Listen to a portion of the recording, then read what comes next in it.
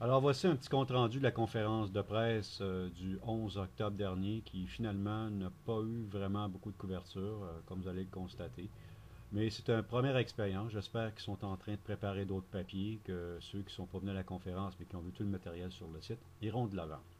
Pour ce qui a trait donc aux 24 heures, de leur côté, sur le web, ils ont même inclus une photo. J'apprécie beaucoup. C'est pas pour être présent, mais c'est pour le visuel. Ça attire beaucoup plus l'attention qu'un simple texte, comparativement aux autres que je vais vous présenter après.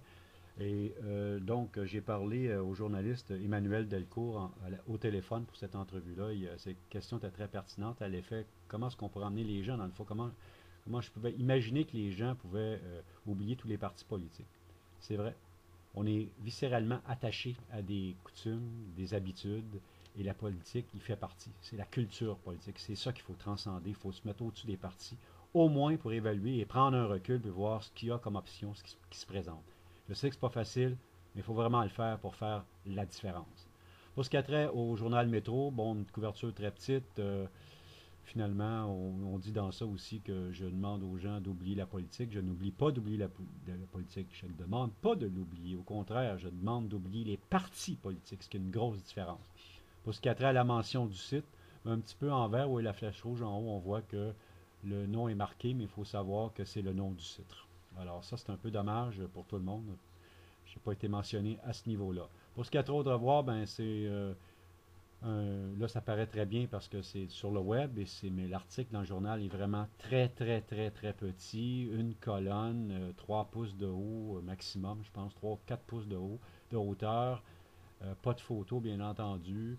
On relate finalement plus la moitié du texte concerne des choses personnelles plus que le projet lui-même. Et le pire, bien évidemment, c'est dommage. J'espère qu'ils auront une couverture, eux, davantage. Il était là, il a pris beaucoup de notes, alors que ça ne se limitera pas à ça. Alors donc, j'ai même fallu justifier un peu le texte qui avait été écrit par le devoir en allant moi-même ajouter un appel à venir sur le site pour vraiment comprendre le pourquoi du comment.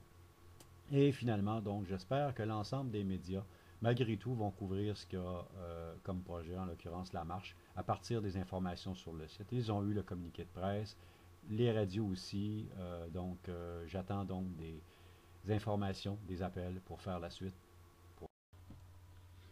Surtout auprès de Radio 98.5 FM, auprès de qui j'ai fait plusieurs sollicitations, directement auprès des animateurs, donc Paul Arcan, Isabelle Maréchal, Benoît Dutrissac, Paul Houd et même Jacques Fabi la nuit.